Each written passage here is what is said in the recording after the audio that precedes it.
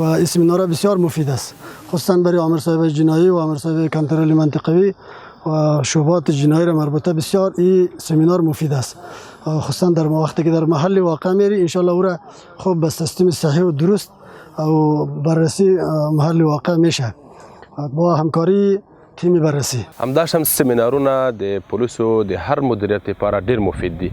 د لپاره چې هغه مجرمین چې جرمونه ترسره کوي په مسلکیتوب سره دوی قضایا موږ وڅېړو، محکمې ته وړاندې کړو.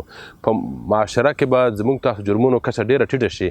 که چېرته زموږ پولیس مسلکي نه وي بیا به د جرمونو کچه لوړه وي، ځکه مجرم به یو ورځ راځي په جرم به ګرفتاره کېږي، بله ورځ به خلاصېږي.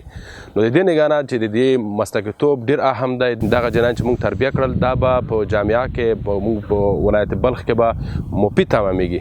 د دې لپاره چې دوی د جرمونو هغه څېړل، د جرمونو مجرمینو کشف کول به دا په مسلکي ډول سره کېږي.